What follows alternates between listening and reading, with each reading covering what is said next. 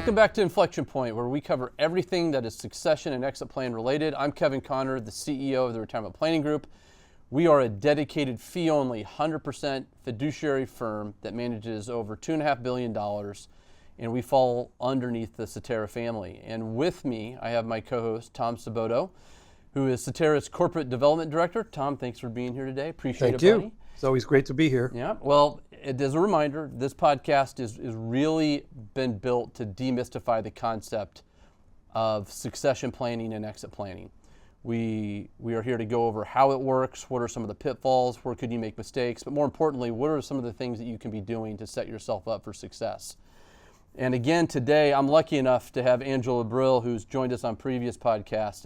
Angela is the president of Prosperity Advisors. And Angela, thank you for making it to Inflection Point. Thanks for having me. So, again, hey, Kevin, before you go, I just kind of realized none of us are wearing socks today. What's Is the it trend? because What's the we're trend? in beautiful San Diego? It's because we're in San Diego. Yeah. So if anyone's offended by me not wearing socks, I just want I'm to sure bring we're that going to up. have some complaints come in, no doubt. But building on that, Angela's been here to help us with other podcasts. And I know a lot of people are familiar with Prosperity Advisors. But if you don't mind, just give us a brief rundown on who Prosperity is and specifically what is your role within the firm. Okay, sure. So Prosperity Advisors is an ensemble practice with Cetera Advisors. We have roughly $2 billion plus in client assets that we manage. And then we also have a separate company called Prosperity Network of Advisors, and that supervises roughly about 150 advisors with roughly $8.5 billion of AUM. So then what is your day-to-day now within the company? Yeah, so right now I'm the president of Prosperity Advisors. So I run kind of the front office side of the house, the advice side. So all of our advisors in our ensemble, plus our employer plans group and our tax center. No small job. Yeah. There's lots to love about Prosperity Advisors. One of the things I've appreciated as I've got to learn more about your firm over the years is how intentional leadership has been with business planning of the firm. Specifically, I'd love if you can share how Prosperity Advisors has handled their internal planning for succession. You didn't start it up 2 weeks ago. So if you don't mind, let's roll back to when you first started these conversations, how they have evolved over time, what the process was like, and then ultimately once you had it in place, how did it feel? Sure. So Prosperity was started in 1989, and was Paul Ewing and Glenda Christofferson, our current COO. And their only goal was to grow, right? Succession was not a concept. There were no children, actually. Then Paul and Glenda both had families, and that changes things, doesn't it? Did. So they were always hoping their kids would go into business, and so Paul had 4 sons, 2 of which have come into our business, and Glenda has 2 children, both of whom are in the business too. So now you're really starting to think about succession, right? Mm-hmm. But does succession go straight to the kids? And this is something we all deal with our M&A work and our succession planning work. But you're talking maybe a 40-year gap sometimes between the parent and the child, 35 years. And with a growing firm, you can't just hand over the keys to somebody who's just new into the business. And, I would imagine, and we know this is for a fact, that during that span of time, a lot of the children of the owners of a company, they have a different goal, right? They may have gone to, maybe when parents said, hey, this will be yours someday, maybe the kids don't want to do that, yeah. Right? It's like, that's great that you did that, Mom and Dad, but that's not for me, right? Or we've seen, family or not, Angela, I'm sure you've seen this, the generation 2 advisor coming in that starts off in the business typically will start off in a role, and let's say it's in an advisory capacity, and they're incredible at the advisory side of the business.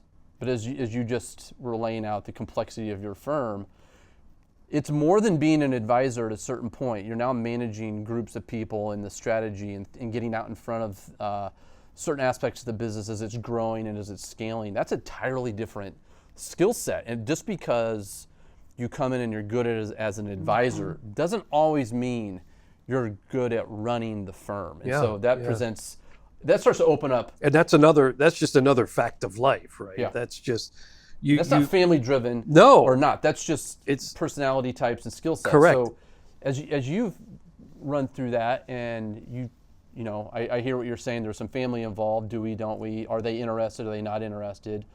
Where did you guys take it from there? Yeah, so the firm grew a lot. We've done 8 succession plans, acquisitions, and 6 mergers. So we're not the firm we used to be. And you know, part of our goal for anybody in the firm is a goal for growth and career path and opportunity. And so what does that mean? That means you grow. That means you need more people. You need different skill sets and frankly different ambitions within your team. And so so what we started to do was be very conscious about both planned and unplanned exits, right? And that has been on the forefront of our brain for a decade, probably. Do we have the right people in place to take over the firm? I'll get to the cash side on the other side. But who's in place, right? Do we have the skill sets? Do we have the right age bands with the experience that are needed? And so we're very intentional on that. And our leadership team right now ranges from mid-50s, roughly, maybe down to 50, to 65. Well, so we've got a whole crew of people who are going to be retiring, and we've got to have a plan. I mean, we're advisors. We should be doing the same planning for ourselves that we would tell a client to do. So as a Cetera, I know that Cetera plays a big part in a lot of planning for succession and exit and legacy builder, right? We have that program. Was there a role that Cetera played in assisting with you through this process? You know, at the early stages, we were kind of do it ourselves, peer-to-peer conversations, of course, dialogue with Cetera, but the ownership group was pretty small, and as we grew, then we started leaning on Cetera more for some guidance. Equity compensation, equity ownership, legal structure, traditional compensation. You know, how do you keep everybody motivated? How do you create a firm where we can all be owners? And we're working on that. And then how do we transition that ownership in and out in a way that's efficient for the company and that motivates our team? Getting alignment is hard. Yeah. You know, and so sounds to me, was it roughly a decade ago you started having these thought processes? When did you get to more of a formal structure of like, if this happens, then that happens? Probably the past 5 years. You know, Paul wanted to work for a really long time, and I think we all do. Well, a lot of advisors do, right? Yeah, it's a great business. It is a great business, and you love the energy, you love the growth, you love the clients, and so you know, we were preparing to say, okay, what's the next step? And so I've been with a firm for 17 years, and so started as an advisor, still have an advisor role, but a leadership role as well. And so it was a natural fit for me to step up and take that organization when Paul retires here in the near term.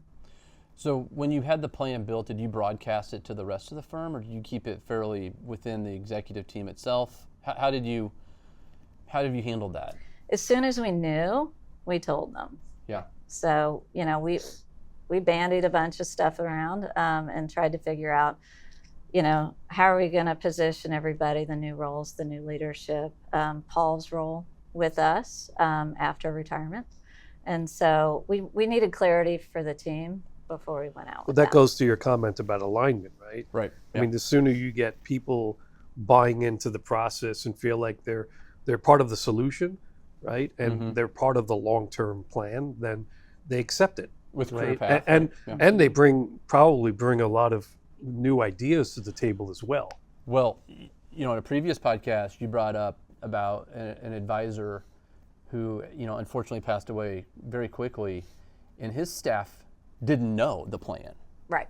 right? And so where does that leave the organization? Well, now you have people start to think about what happens to me, right? If you're left there and you're unaware of what the plan is. And then you start thinking, do I need to go find another job? And when that starts to happen, you have a very fragile ecosystem now of, is this business going to be even something we can move forward? So I imagine the team, they probably won't remember the ins and outs of what you guys all, you laid out for them of how it will work, but they will remember. I remember them telling us there's a plan. And I think that's probably one of the most important parts of communicating to the rest of the team. Yeah, and one of the things that we do is we make it obvious that this is a firm that we've all decided we want to go on in perpetuity, right? We want a legacy. This is not a firm where we're going to lock the doors, turn off the lights. Throw the key in the door and walk away, right? Yeah, so, even when we're sitting with our clients, I've got a junior advisor next to me who I am telling the client, this is your future. This is your future advisor. These are the future leaders of the firm. We have a plan for you so that you don't have to have a new advisor, a transition. And so we do a very smooth transition with our clients. And these young people are hearing, we have a future plan for you. I think it's most people they accept the truth a lot easier than a feeling like they're in the dark, right? And the unknown just creates complexity in their mind, right? They're thinking about something that someone isn't telling them, right? It's this anxiety. But when you bring them in and you tell them the truth of what's going to happen, that they accept it, right? More often than say, well, that doesn't work for me. I think about how we plan for clients, right? And a lot of times advisors don't plan for themselves. And I've always said that the hardest decisions in life to accept are the ones that are made for you, because you didn't have a say in it. And I appreciate that Prosperity got out in front of this, because it's a large enterprise, right? There's all sorts of ramifications if there's not a plan in place. And the clients, we owe our clients at the end of the day to have those plans laid out. Is there one thing that was a particularly big challenge in getting the ball rolling? Was it just sitting down and finding the time to do it? Really, probably, yeah. Yeah. And figuring out timing, right? When transitions are going to happen, how the roles internally are going to change, how the client responsibility is going to change. Those are all part of the decision-making process. And maybe seeking out some expertise of somebody else who has a core competency in doing something, so that it can prepare you for where you need to go, instead of trying to say, I have to come up with all the answers, right? Right. And, there's going to be a lot of internal talent that can take the role, but then there are some skill sets that we're probably like, we're going to need another person for this particular thing. You and I were talking about marketing, right? Yeah. We're going to need more people with different skill sets for that. Even right now, our IT guy does, and I say IT guy, he's a Renaissance man, but he does IT, he does alignment, and he does too many jobs. Right. When he retires in the next couple of years, we're going to have to fire 2 people.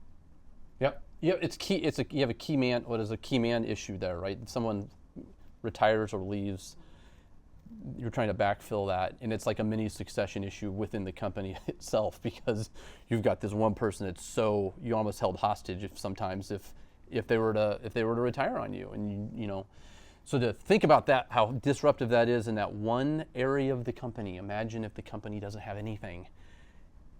It's pure pandemonium. Do you have any advice for advisors out there without a succession plan?